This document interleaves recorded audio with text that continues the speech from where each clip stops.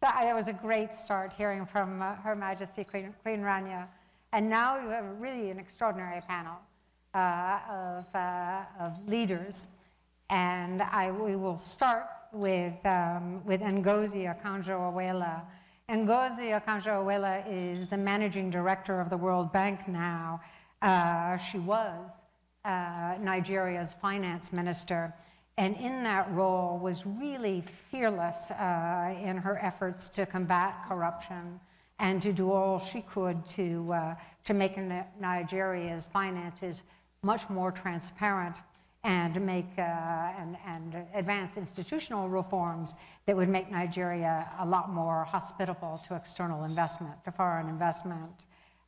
She was later named Foreign Minister of Nigeria. She and I should add, we traveled to Chad together, and let me just say that she is as strong, as resilient, and as brilliant as her resume implies. An extraordinary woman. So we will soon turn to her. We're going to turn secondly to Maria Otero, who is President and CEO of ACCION International, and having first joined ACCION in Honduras. And as you know, ACCION is a major microfinance organization. She chairs the board of ACCION Investments in Microfinance, which is a $50 million investment company for microfinance. She serves on the board of the Calvert Foundation and the BRAC Holding of Bangladesh, and the advisory board of the Federal Deposit Insurance Corporation. She was named one of the 20 most influential women in the United States by Newsweek. We tend not to mention Newsweek in front of Walter Isaacson because he comes from Time, so I kind of slipped that in while I knew he was in the men's room. Deepa Narayan is the World Bank's project director for the Moving Out of Poverty study. This is a 15-country study to help us understand the role of freedom and democracy and growth from the bottom up in countries around the world, and I hope she will tell us a bit about her findings. She also served as senior advisor to the Poverty Reduction and Economic Management, what we call PRIM network at the bank, and she has worked on the ground in both Asia and Africa, and is the author of several publications, including the series Voices of the Poor, which was so outstanding. Finally, we will let the gentleman speak. Mo Ibrahim is founded Celtel, as you know, Celtel International, which brought the benefits of mobile communications to, I think, 15 African countries. Isn't that right? And reaching an extraordinarily, about 1/3 of Africa's population as a result. After selling the company, Mo started his own foundation, the Mo Ibrahim Foundation, and its purpose is to support good governance and to celebrate great leadership in Africa. It gives the highly respected Mo Ibrahim Award each year to outstanding leaders. Mo was born in Sudan, and he's been listed by Time magazine, now Walter's back, as one of 100 most influential people in the world. But I'm going to start with Ngozi, and I'm going to end with Mo, just because each has played such an important role in the area of good governance, one from a governmental position and another from a private, as a private citizen. And ask Ngozi if you would start by giving us some context, a sense of the impact of the global recession, the simultaneous set of recessions on the world's poor. Well, thank you, Jane. And it's a pleasure to be here. I could sense the energy in the room. I think one of the interesting things that we've been finding at the World Bank is that whereas the financial crisis is really, and the economic crisis is global in terms of its reach, there hasn't been that much focus on its impact on developing countries, and particularly the low-income countries. Both in the low-income countries and the emerging market countries is where the bulk of the poor and vulnerable reside. And yet, the context is that this crisis is coming on top of another crisis, which is the food crisis. And actually, we've had food, fuel, fertilizer, and finance. And I often joke that I don't know why all the crises seem to start with an F. But the key thing is the food crisis, according to our estimates, threw an estimated 130 to 155 million more people into poverty at the $25 a day poverty line. And the financial crisis coming on top of that has made vulnerable another 53 million people.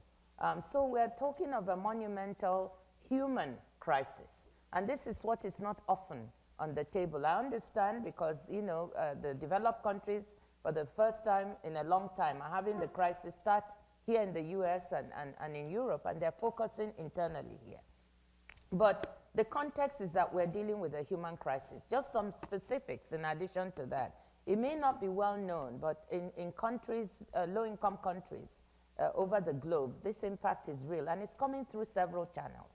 Through the channel of the flow of capital, in many countries, that flow of capital has dried up, credit has dried up, and you know, investments that were going to be made have dried up. A very good example is Liberia, whose president was just here recently, Ellen Johnson Sirleaf, who has been struggling to put her country back on an equal footing. ArcelorMittal was to make a $1.5 billion investment in iron ore mining with creation of hundreds and thousands of jobs. That was held back as a result of the crisis.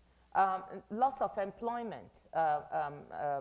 In many countries, you know, take the Democratic Republic of Congo. Over 48 mines have closed, and over 200,000 people are out of work. In Zambia, as of end of March, 10,000 people are out of work from the copper mines.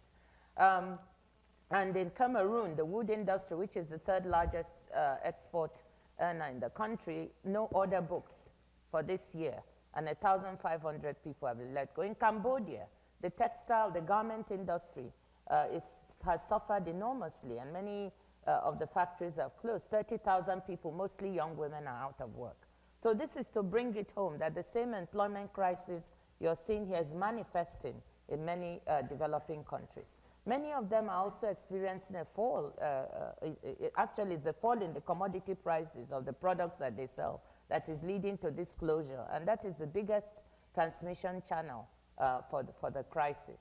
But remittances are also very important for many countries, and many of them are experiencing a fall in remittances. Mm-hmm. Some of them have up to 30%, like Lesotho, Kyrgyz Republic, Armenia, you know, a large percentage of their GDP, up to 25 to 30 sometimes, in remittances. So when there's a fall off in this, it means very directly, if you think of who gets these remittances, many times is the poor people in the rural areas who use that for consumption, paying school fees for children, health care, investing in small and medium enterprises.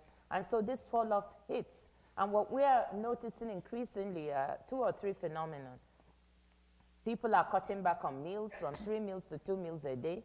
In some circumstances, children are not going to school because of that. Sometimes girls are pulled out to help to get extra income for the family. You know, malnourishment. The FAO quoted the other day, 1 billion people now are malnourished. So for these people, it's a question of whether they eat 1 or 2 meals and whether they eat anything nutritious. So I think I'm giving these examples to bring it home that this is a very specific thing. Then the key issue is, with this on the table, you know, one very good thing that happened recently was that the G20 meeting, I don't think they planned it that way. There were supposed to be all discussions of fiscal stimulus, financial regulation.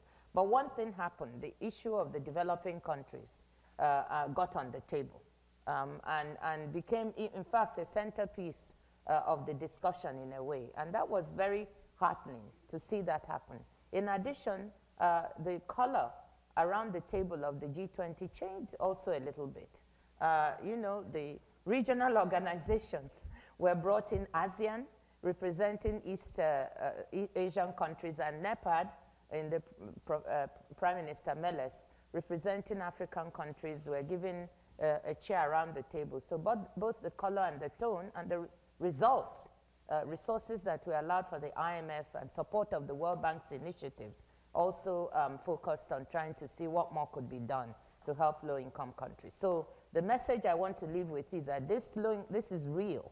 And the issue is what types of partnerships can we form with the foundations? Many of you are already doing work on the ground. And one of the heartening things is, in spite of the impact of the crisis on some of your resources, we've been hearing many foundations and civil society saying that they are going to maintain and keep up the momentum. But the key issue for us is how do we partner to leverage the few resources we have? And there are many opportunities.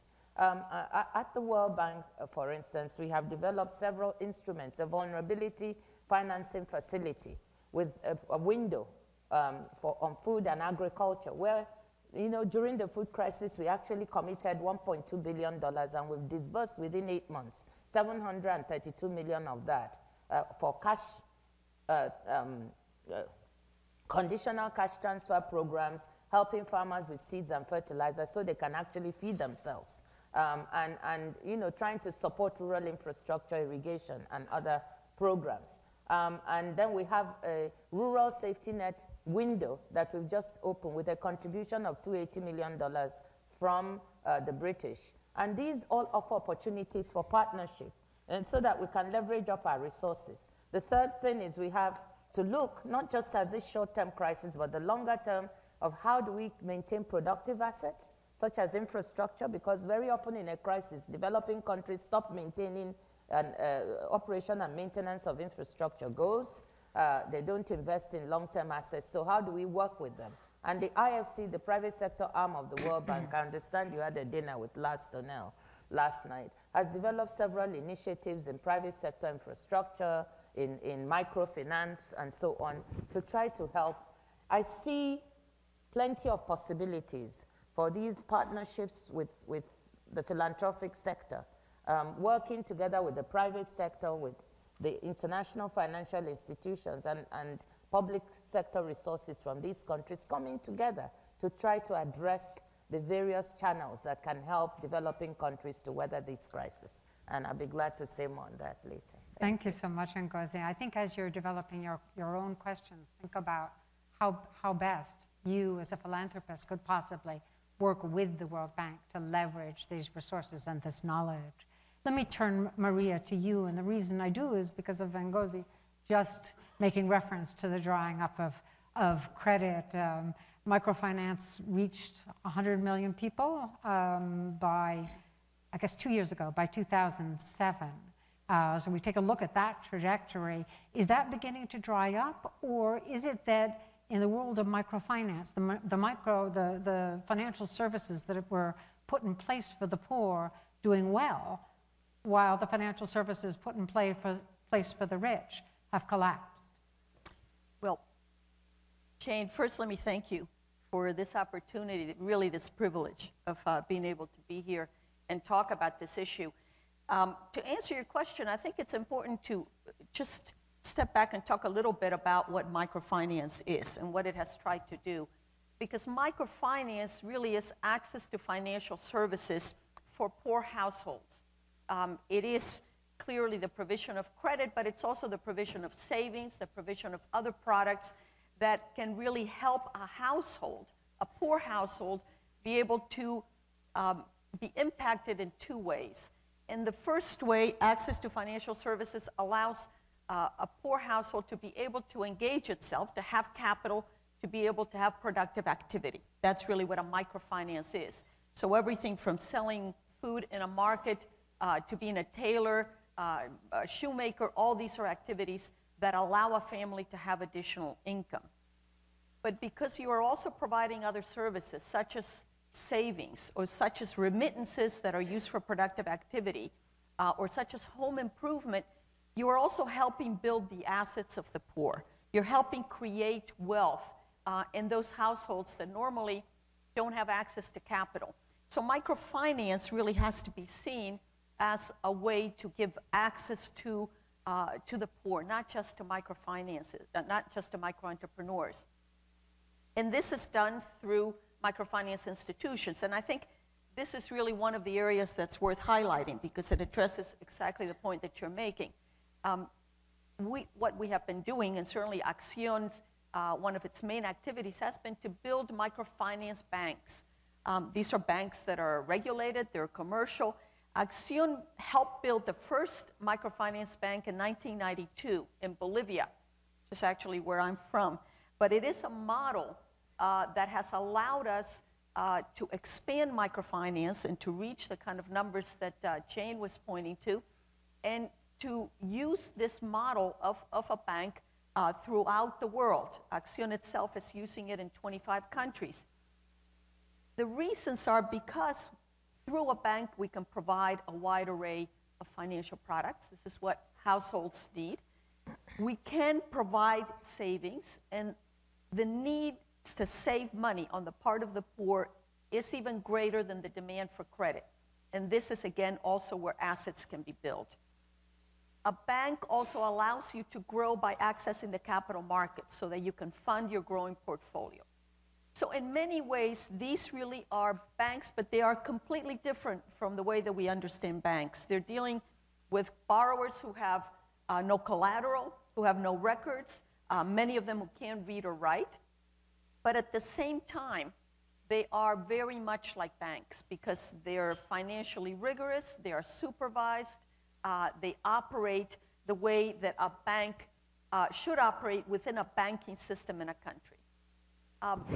The outcome so far has been one in which microfinance has demonstrated that this is financially viable, that making loans to low-income people, often considered absolutely not clients by any bank, is not only possible, but that in fact it can work.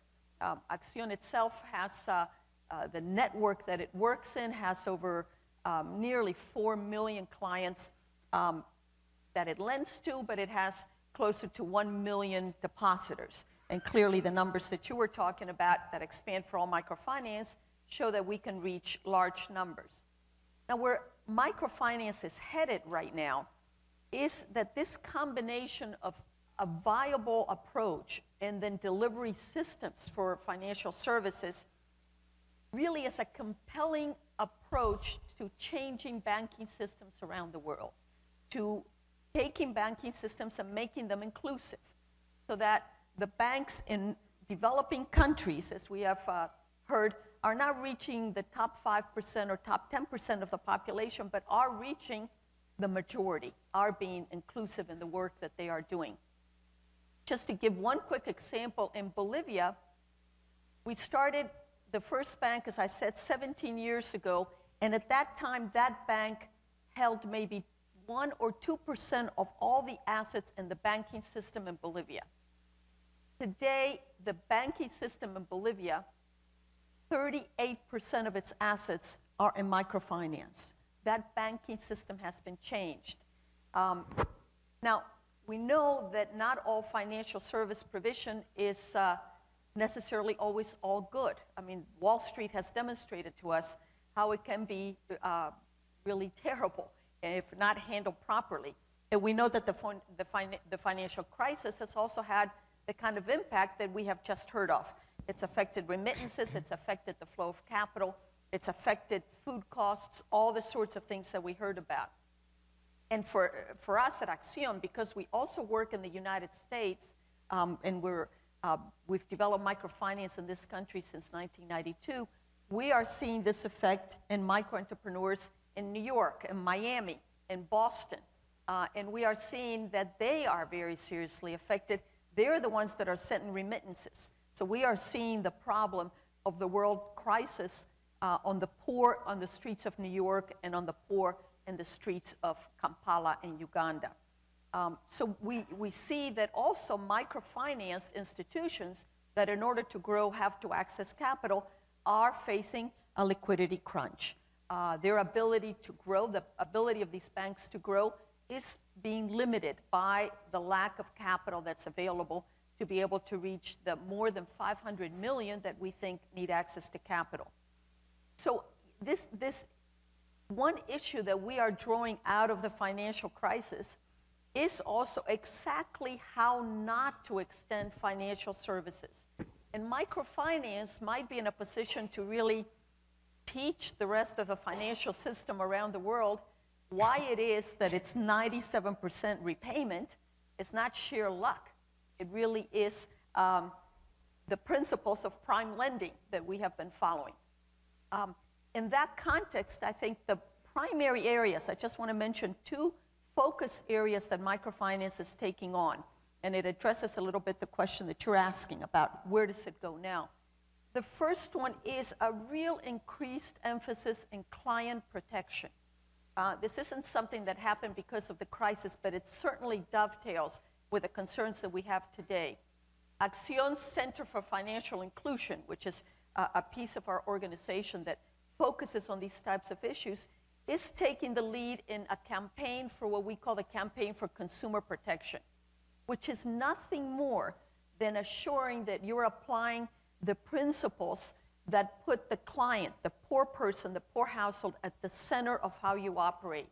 And you ensure that you're not over-indebted them, that you are providing transparent and fair pricing, that you're giving clients a place in which they can learn about borrowing and they are well informed, where you are practicing ethical standards. This concept of the campaign of consumer protection and microfinance is one that's open to everyone. I can direct you into it to its website, and you could also become a member of trying to make that happen. But the second piece that I think is really very important that is going on in microfinance today is the focus on innovation, the focus on making sure that we are developing more products that reach rural areas, that we are finding ways to do this at a lower cost so that more and more people can be reached with an interest rate that's even lower, that we can make sure that we are channeling this into areas that generally don't have access to financial services, and that we're using technology, whether it's cell phones or points of sale or all sorts of other means in order to really extend this activity. So I think as we look at this and we look at the possibilities, from the perspective of philanthropy, there are some points of connection that are enormously important. I think Jane's words at the beginning of our talk, in which she talked about the independence of this sector, of its ability to take risks, is exactly where it can play a role in microfinance. Because as microfinance innovates, as it moves forward, the philanthropic sector, on the one hand, investors can invest in the microfinance banks, but we still need to innovate. We still need to do a series of different things that are really very important in microfinance that need donations. And my suggestion to you is that on the one hand, you investigate, but you take risks as you look at ways in which you can partner with microfinance. The role of donors is essential, but it is also something that is enormously important to look at and think about carefully. There have been failures, there have been lessons that we have learned, and all these are part of the growing that microfinance is doing. The second suggestion is get to the field. Go and see the microfinance banks. Go and meet the people that we are reaching, because it's really that conversation that you can have with a carpenter, or that conversation that you can have with a woman in a market stand who now has a little refrigerator and has a much bigger product offering. Or that conversation you can have with a woman who couldn't read or write, but who can now tell you what her unit cost of production is in the shoes that she makes.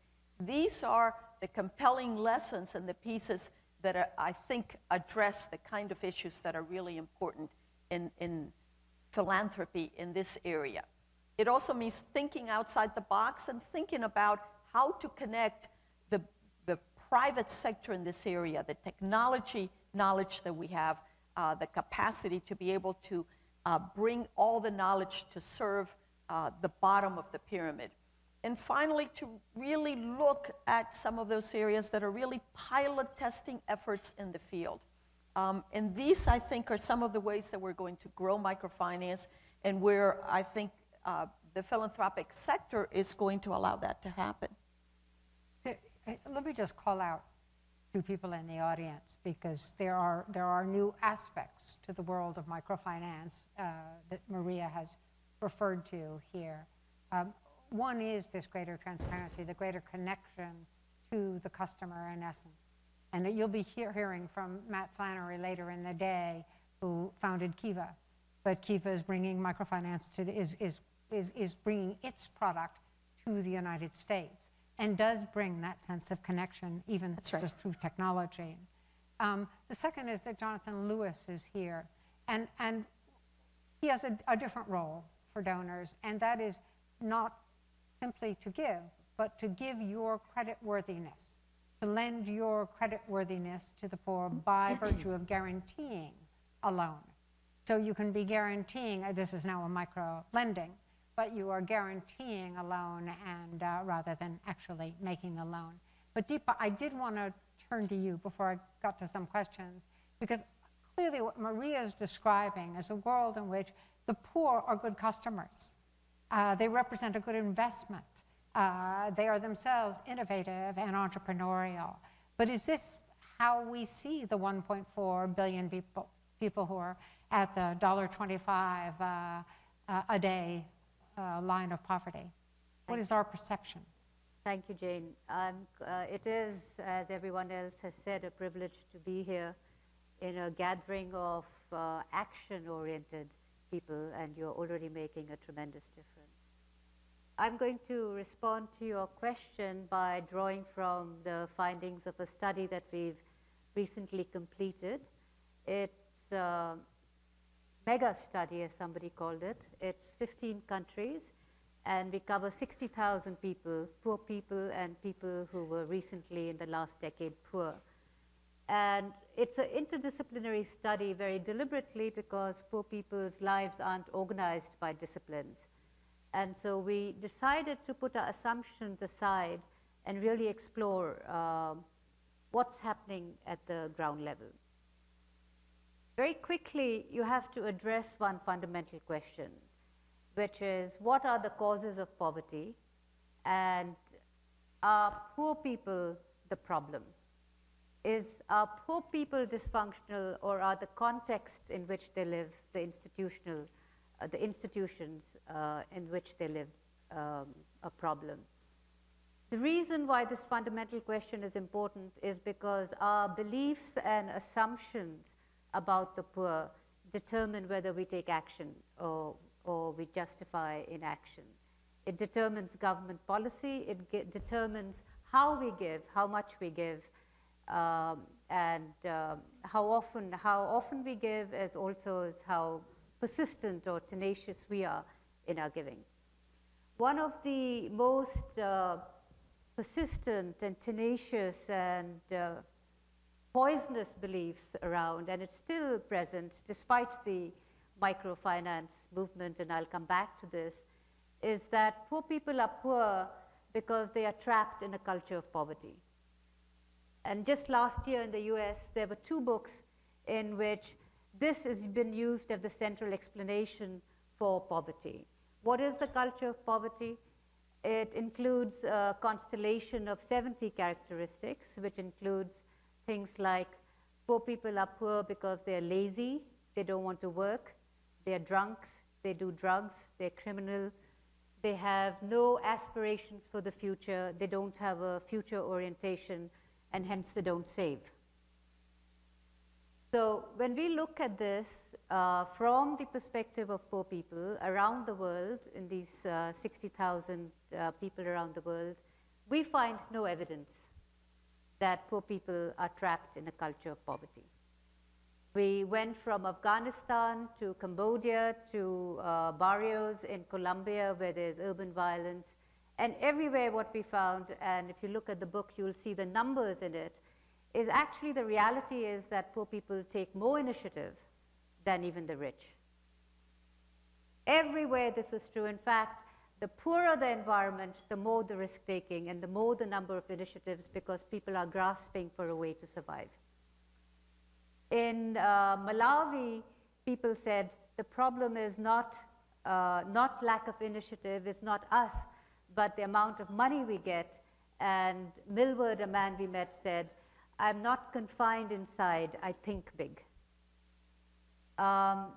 In Afghanistan, when we went to all these communities, the first and the most frequent reason given for getting out of poverty was hard work. In Bangladesh, Aisha, a woman that we met, basically said, my secret is unity, courage, and hard work. So lack of initiative is not the problem. In this extreme sense of culture of poverty, it might seem a stretch, but it really isn't. And coming back to both you and what you said, Jane, in terms of financial systems, if there was no culture of poverty, and given the evidence that poor people actually repay loans much more regularly than the rich, we would have had a much more developed financial system for the poor than for the rich. And yet we have bailouts for the rich and we ignore the poor. So I would say to you is that in this time of crisis, the most important people to bet on are the poor, because they actually repay whatever you invest in them. Secondly, we found, if I go back to the study, we found that people's agency is really important. So in terms of giving, give in a way that builds on people's sense of self-worth. These psychological dimensions are often dismissed as not important, but we finally have the evidence econometrically as well to show that investment in people's self-worth have much higher payoffs than even education. This doesn't mean we don't invest in education, but whatever you do, do it in a way that doesn't destroy people's sense of, I can do it on my own. We also found that despite all the work that civil society is doing and the private sector, presence of private sector, we found that poor people eventually just depend on themselves and their families. That the presence of civil society in ways that helps people accumulate assets is actually very low, and the private sector is basically missing in these primarily rural areas. The third thing that we found that's important is, I don't know if it's the second or third, but I'm going to talk about 3 or 4, is that it's actually, poverty is not a permanent characteristic. What we found is that there's a constant moving up and down. So people are rising out of poverty and falling back into poverty. And there's very little resilience. And it's really, really important to build this resilience so people move out of this low level where they are trapped in this consumption, but get to the next level of consolidation. And housing is really important for that, so that the first shock doesn't blow them off. We also found that the most frequent factor for this falling into poverty is health or lack of health. Illness is devastating, and people all over the world dread illness because it signals the downward spiral, because once assets, whatever they've accumulated, are sold, there's very little left. In the African communities we visited, these percentages go up to 75 to 90%. So I'm very happy that on your program you have a whole panel on health. Two other issues that come back to addressing sort of the broader issues and how to give is we found that poor people are very aware of inequality and power. So they live in the context where they are very deeply understand power issues, but they don't have the wherewithal to address these directly themselves. They understand the nexus between power and money. In Assam in India, in a conflict-affected area, they said, man without money is like a sunless sky. And in Uganda, they said, a man without money is like a bird without feathers. So it's not that they don't understand power, it's what do they do about it? What can they do about it? Secondly, the same thing in terms of inequality. They have a very deep appreciation of inequality, but they're very pragmatic. They said basically talents are unequally distributed, so there will be some inequality. And the metaphor they used the most was the hand, that the fingers in the hand are not equal, so people will not be equal. But what they don't want is the savage inequality that's pervasive right now. Finally, we find, coming back to the what I started with in terms of initiative, we find that people really are capitalists. They want more free markets. They want markets in which they have access, but they define poverty as saying that when you're poor, you have no ability to set the prices for your own goods. The private sector has a huge role to play, but it's basically absent, and I'm talking about the organized formal sector, formal private sector. So I think there's a real need to not just have greater presence of the private sector, but for business cycles and business processes to change so that poor people have fairer shares and we move towards equity, equity ownership by poor people and poor people's corporations. So at the end of the day, the message from poor people is there's great willingness, they are the most motivated to move out of poverty. What they need is economic opportunity that is embedded in the local context, because it's local economic opportunity that makes a difference. And despite all the failures, we find poor people have high aspirations for themselves and for their children. They take a great deal of initiative, and they remain incredibly optimistic. So the challenge is for us, they believe in a just world, and the challenge is how do we create this just world so that their dreams and their visions becomes reality. And I think this room full of innovators has a critical role to play to bring about systemic change so that the 1.4 billion poor people, and these are just the people who are under the $1.25 figure. If you go to the $2, it's about 3 billion people in the world that are still poor. Thank you. Thank you so much, Deepa. I think, Mo, I am tempted because of the importance that Deepa placed on the role of the private sector and markets to turn to you on that, but instead I will be very good and stick to the topic that you are most focused on right now, and that is governance. How important good governance is to solving these problems, to making microfinance possible, to making, and to thinking also in terms of the topic that Ngozi started with, which was much more transnational governance. But if you would say something about local governance and its importance to combating poverty. Thank you very much. I was going to, maybe before I start, I really appreciate being the token male here, and we're quite open-minded here. Yes, I'm ensuring your political correctness. You had to put one in. So I do realize that. But I'm used as it. Our foundation actually is dominated by women, and so I'm well behaved. Really, I'm an African, and I've been working in Africa in the field of mobile communication. So I traveled widely in Africa in the course of my work as a businessman. And it always struck me as the question, why are we poor? I mean, you raised the question, why are we poor in Africa? When my plane come to land in Entebbe, and I look at the lush green, the amazing, beautiful lakes. So is this Switzerland? Where exactly am I? Until you go down there and you see the poverty, and say, no, this is Africa. And why aren't you like the Swiss? I mean, we even have better weather than Switzerland. And that really was a question we need really to address. That's why when I finished with my business, I decided that I should start my new life as a human being. Not that businessmen are not human beings, but you know, different kind of human beings.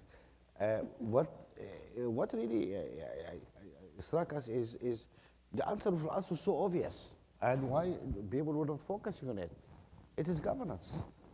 It's how our communities are run, how our governments are run, and there's no point of pumping all the World Bank money, which is not much nowadays, but whatever we have in really useless, either corrupt or exceptionally bad policies, white elephants, etc. And I think we need to box clever if we really want to deal with the issue of poverty. Most of us are busy dealing with the symptoms. We are not curing the disease. We are dishing out Panadols and aspirins when we have a cancer.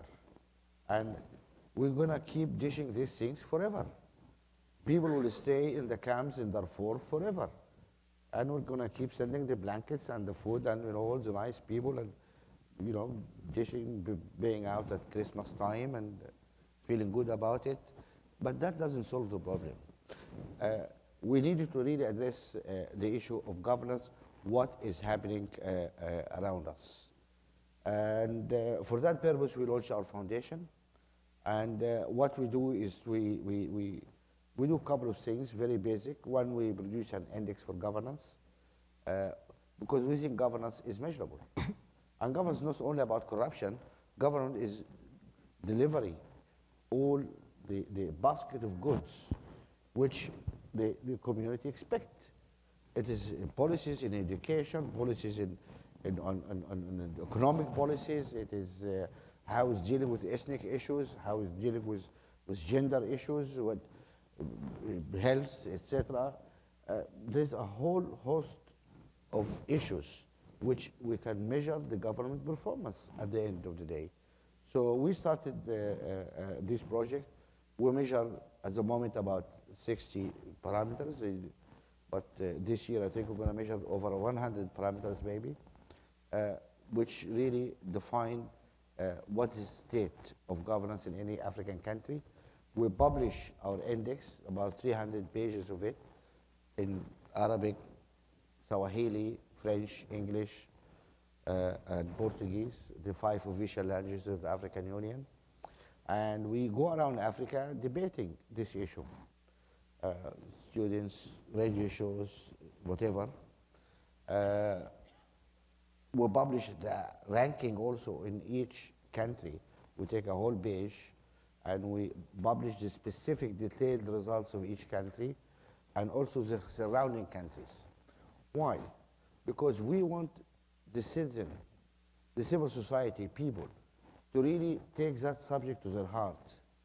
You have a problem, you know what? Maybe you have a bad government. Are you aware of that?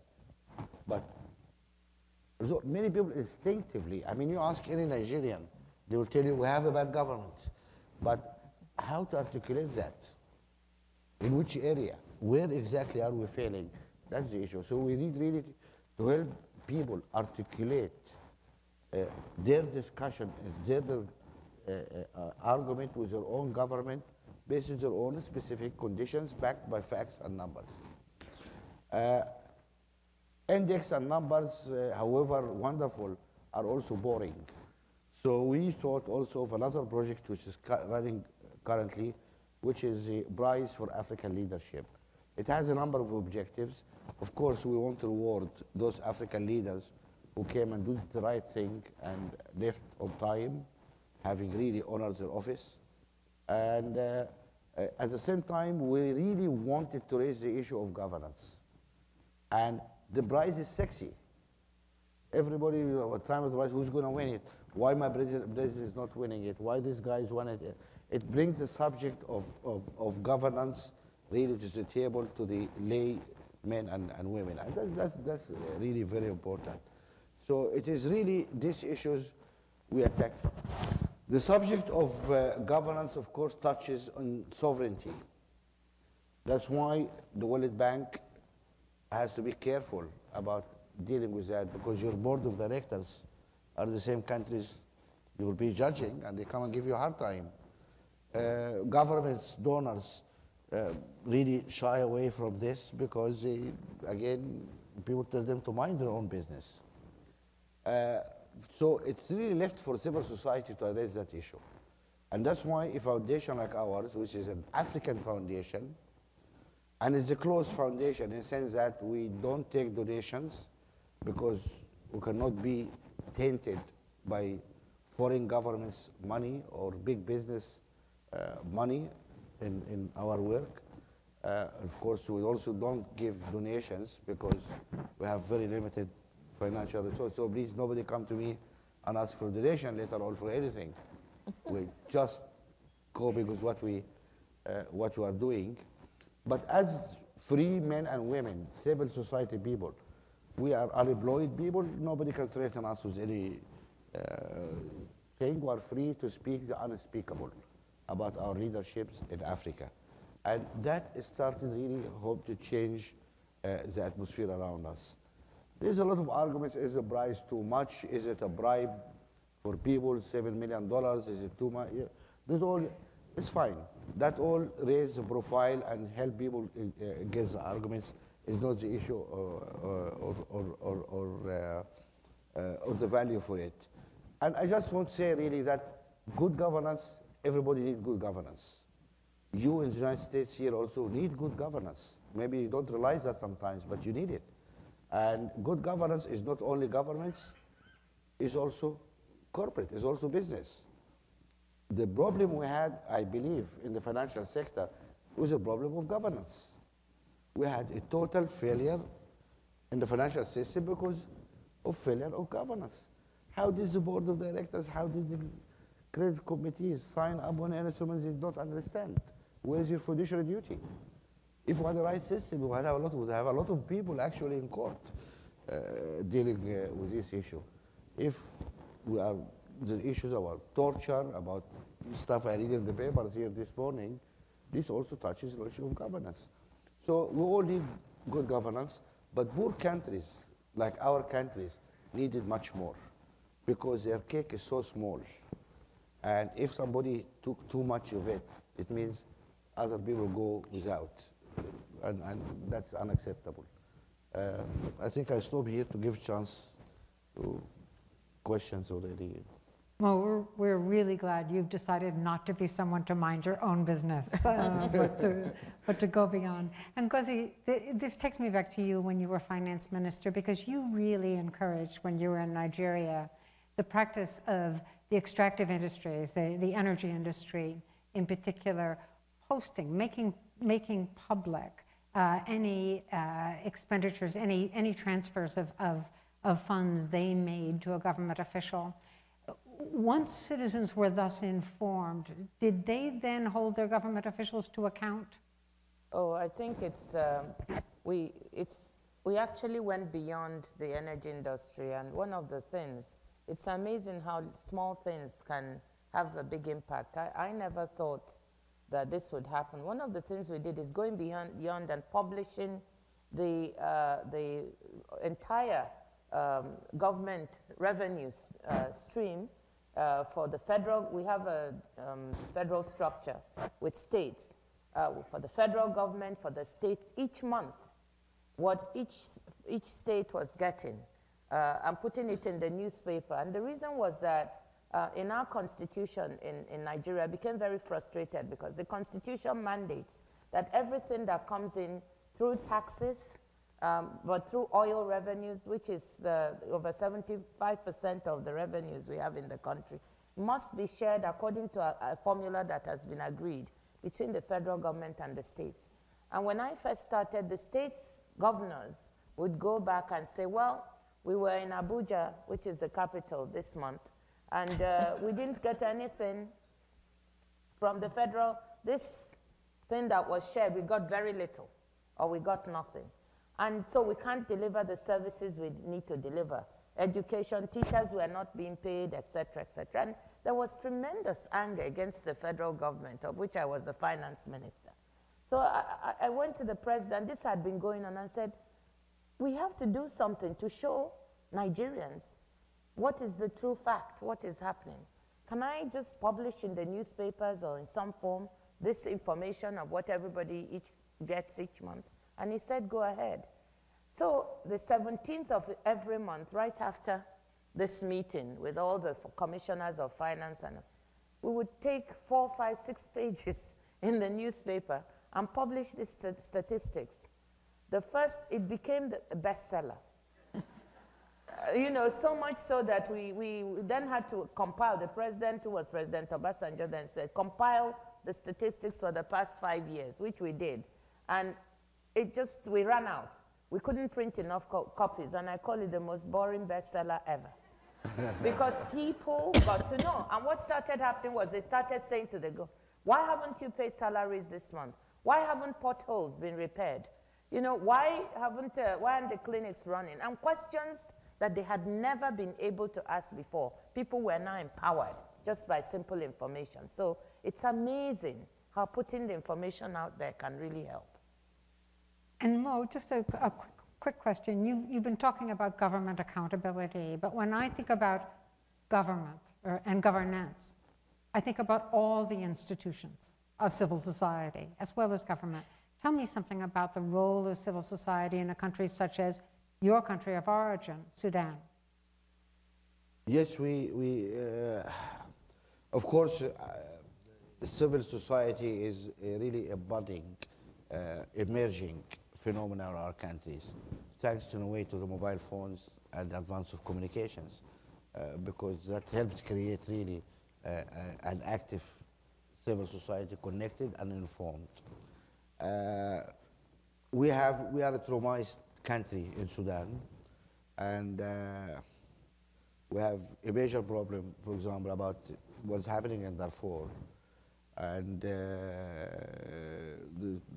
in our situation now with some 20 armed groups, part of them funded by the government even, I suspect, and each one say we represent the people. Then we have the government itself carrying guns, etc. And nobody bothers about the civil society. I mean, if you allow me, what we have decided to do about Darfur, in 3 weeks' time we are convening a conference in Addis Ababa for the Darfurian civil society.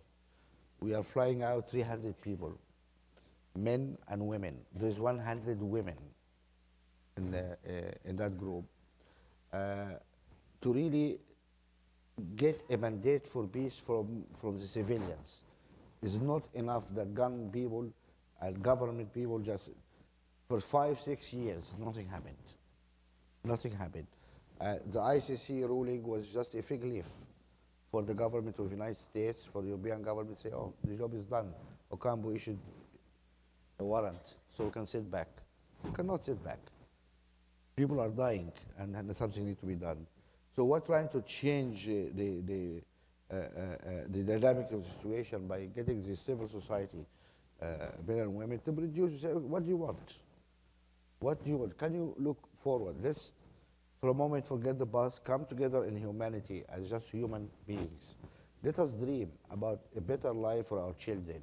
What are the basic, what do you want? We want to go back to our villages, we want to have security, we want to have water, so we need to dig some wells here, we need that form of administration.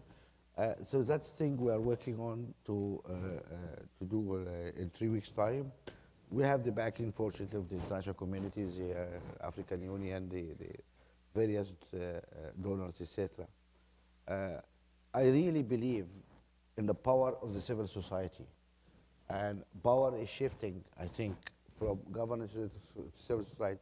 One of our problems in governance, actually, because in a developed society, you see other institutions which are quite powerful. You have Congress, you have the press, you have the media, you have NGOs, you have think tanks, you have, and they all push each other and produce some kind of balance. In many African countries where the state is a new phenomenon, still young states, you find that many of these institutions are quite weak, and the state pushes back everybody. The power of the president in a typical African country is just huge, because the institutions are weak. Now, what we're trying to do now is to, what's rising now is the civil society and its associations, which is now connected, have the information, they're able to speak and organize. Look at what happened in Kenya, what happened in Zimbabwe. That is a triumph. People see, oh, it's not a problem. What happened in Kenya and in Zimbabwe is a great triumph for people, for civil society. What happened? People voted. You notice 95% of the people voted in those countries, higher than any European country. People queued to vote. They believe in democracy. And when they found that their vote was not respected, they did not take it and lie down. They said, no, it's not business as usual. And things really had to change. That is the new Africa. And that is the role of the civil society in Africa, which we need to back. And because that will change the landscape of then we'll be richer than Switzerland. I mean, that was the extraordinary thing about the election in Zimbabwe, is that they posted the results at each polling station. With mobile phone. And then, because of mobile telephones, people got the word out. And so it was impossible. You cannot. Couldn't. Maria, I turned to you in part because microfinance turned banking on its head by focusing on women. And Mo just mentioned the importance of women's organizations in playing a peacemaking role. Can you imagine a sustainable peace in a place like Sudan, the Darfur region of Sudan, or any other place in which women aren't given a role as peacemakers, as well as entrepreneurs, as well as folks able to generate wealth for the societies in which they live? Well, I do think that we tend to undermine and to assume that women can't accomplish the many things that they are accomplishing. And indeed, in countries where conflict is pervasive, you see the role that women are playing, not only as peacemakers, but those that can actually form networks among people, they can bring people together. Women become so central in weaving the fabric of a society together because their main interest is their children. And certainly in the area of microfinance, it's no surprise that women tend to be the majority of the clients, not only because women tend to predominate at the bottom of the pyramid because they are among the poorest, but also because they are the ones for whom survival is going to be hardest. They're going to be the ones that are least trained, that are least educated, that are going to have fewer opportunities, and yet being not only the home care provider, the child provider, but also the income generator for the family have become the functions that women play. And I would pick up in saying this a little bit about just what Deepa mentioned, because I think one of the factors that comes into play into this is this concept of self-worth and how that plays. And certainly for women, it's a particularly difficult one. And I think we all, maybe I would say, we all sin from understating the potential that women have. I'm often reminded of an occasion in which I took a delegation of business professors to Guatemala in Central America to visit micro-entrepreneurs. And we visited one tiny enterprise that was run by a woman. Esperanza was her name, and she made shoes. And she was very poor, dirt floor, her 2 daughters watching, and here she was receiving these business professors from Texas, of all places. And they came in, they looked at her little enterprise of shoes, and they turned to me, one of the professors turned to me, I was a translator, and he said, Maria, would you ask her what her unit cost of production is? And I said, I will not ask her that. You will embarrass her in front of her children. Why are you asking something like that? He insisted, and he insisted, and I finally turned to Esperanza, and I said, Esperanza, my apologies, please, but this gringo from the north wants to know, what is your unit cost of production? And Esperanza looked at him and said, I'll tell you what it is. It's 18 quetzales, the local currency, and come with me, and I will show you how much it is at every step of the production of the shoe.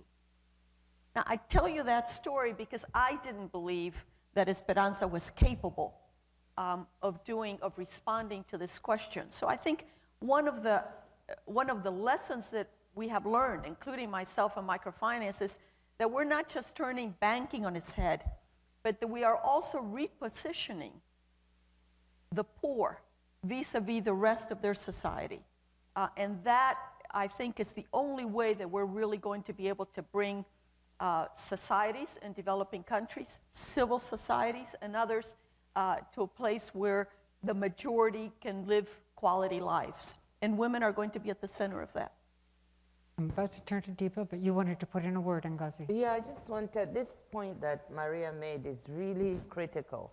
I think, you know, in dealing with poverty alleviation, one of the things that I found when I was on the other side, the biggest revolution is one of mindset. And for someone from the African continent, it's huge. You know, all the discourse about the continent, or most of it, is a continent of victims. You know, people are doing things for and to. And I think that, you know, in poverty alleviation, for me, the first revolution, maybe not for those in this room, because I know people here are very sophisticated and are not doing this, but out there, you know, it's really a revolution of the mind. Instead of seeing these people as people for things that things have to be done for, is really seeing them as partners and as assets for whom opportunities have to be exploited, you know, and for whom we have to partner. And I think that it's that lesson, one of the things I would say, is the big thing that we as Africans would, you know, and any poor people, I think. Deepa also made that point. We would like to really see a change. And I think really, Deepa, that the voices of the poor, for me, were part of starting that conversation that would lead to a revolution of the mind. So let me just ask you a final question, but before I do, I'm going to ask Aya Magu to sort of start making her way up here, because she's going to take the microphone next. Let me also forewarn you that we are trying to figure out the logistics of how to get microphones to you for your questions for future panels. This is a much more crowded room than we anticipated. So I'm sorry for not having gotten microphones to you yet for this panel. But Deepa, in our own country, in the United States, we are told over and over that if we don't reach young people by a certain age and empower them by a certain age and raise their expectations and hopes by a certain age, we doom them. We doom them to vastly reduced options in life, if not to poverty. Tell us something about the age of intervention from your own findings. Okay. One of the things we did was, I said, we collected life stories, and we analyzed very painfully using inductive methods, and it took about 6 months, about 2,000 of these life stories. And the question we asked was, how do people accumulate assets? And what do we learn about why one person's trajectory is up and they move out of poverty, the other one is stuck down in chronic poverty, and another one falls into poverty, and then you have the relatively well-off who stay out of poverty. And we plotted this over a lifespan. And what was fascinating and I think very powerful is what we found was the age at which the trajectories start diverting is between 14 and 17. Mm-hmm. It happens very early, and yet in our interventions, in our poverty interventions, despite the demographic bulge that the Queen spoke about this morning, we intervene too late. So the chances of someone moving out of poverty are already lost if you don't intervene early. And this has to do with dropping out of schools. It has to do with the kinds of decisions they make in terms of economic activity, that if you don't deal with people at that age, it becomes that much harder later. May I just add a word on the governance issue? Absolutely. And the empowerment issue? I want to tell a story from India, which is in the villages in Andhra Pradesh in the south. It started as a small revolution about 15 years ago, where people went into the villages, a couple of IAS officers, and created groups of illiterate, and what in India, as you know, we have a very deep caste system, where still today people, certain castes are not allowed to be part of a village society, and they got called untouchables. And when the intervention started, it started very simply. These women didn't even trust each other. They're illiterate. Most of them are beaten up by their husbands. They don't have any jobs. And to build trust, when the facilitator came in, they started with self-confidence, building up self-confidence. And they asked women what is their problem and what is the first issue they want to deal with, so not standardized. And the women usually chose between one of two things. One was the issue, first one was the issue of untouchability. So in this particular villages that I visited, they said, well, we can't address this issue, this deeply entrenched issue on our own.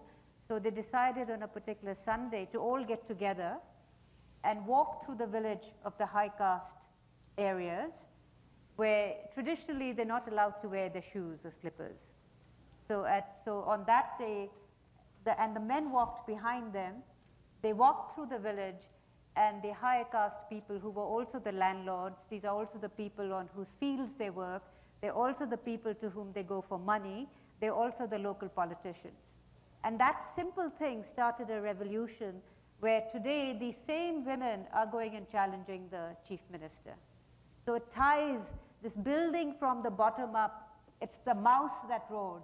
It seems like nothing, but over a period of time, it really changes society. And Andhra Pradesh is the place where we actually found a positive relationship between local democracy and moving out of poverty. In other places, it's negative. Let me just say, as Aya comes up to take the microphone, let me just urge you throughout the day today to turn to each of these panelists. These are each individuals who are really giants in the world of economic development. They've both been doers as well as big thinkers in the field. Each in any normal conference would be a keynote speaker instead of on a panel with one another. So please join me as Aya comes up in thanking Maria Otero, Deepa Narayan, Mo Ibrahim, and Ngozi Okonjo-Iweala. Thank you. Thank you. Thank you. And you're about to have your first GPF moment. Aya is from the Center for Global Development. Good afternoon. Public and private donors give billions of dollars every year to developing country governments to address a whole range of problems. But how can they ensure that the funding that they give for inputs results in desired outcomes? It's difficult to ensure that inputs result in desired outcomes, but there are some other shortcomings of traditional aid. For example, it can often impose a burden on developing country governments. It can undermine their capacity to govern. It can also limit the sorts of policies that they can implement to address some of these problems. When there are multiple donors in any given sector in one country, they might prescribe different policies that have the government responding to the different donors do different things, and oftentimes these governments end up being more accountable to the donors than they are to their own citizens. At the Center for Global Development, we've just developed a new policy approach, a new aid approach that addresses some of these shortcomings. It's called Cash on Delivery Aid, and it has 4 essential features. The first is that it's outcomes focused. The second is that it's transparent. The third is that it's independently verified. The fourth is that it's hands-off, meaning that the recipient government has full discretion over the type of policy that it implements to achieve the outcomes and what it does with the funding that it receives. So this approach can be applied to many different sectors, including health and the environment. But in the case of education, one or more donors can come together and offer a contract to one or more recipient governments to offer a set amount of funding, for example, $200, for every additional child that completes primary education and takes an assessment exam. And basically, at the end of an academic year, there would be an independent audit. And upon a successful audit, the donor would then give the country $200 for each additional student above a baseline. So if a country has 10,000 additional students complete school, the government would receive $2 million. And if only 10 were to complete school, they would receive $2,000. So the funding is additional in nature. It's not meant to substitute other sources of funding that the government has. And it's incremental so that the government receives a reward for every bit of progress that it makes. Now, this also has advantages to donors in that it allows donors to pay for measurable outcomes. It also reduces the burden on donors to have to track the performance of the government and do other sorts of things that they might have to do with other traditional forms of aid. It also allows for collaboration among different public and private donors who may want to pool their funds and offer one joint contract for developing countries. And we think this approach has a lot of potential to increase innovation, to advance knowledge on what it takes to achieve, additional primary completions, or if it's applied in health, to reduce the incidence of HIV/AIDS. And we think that it can bring together donors to collaborate in a way that can promote a lot of these development objectives. Thank you.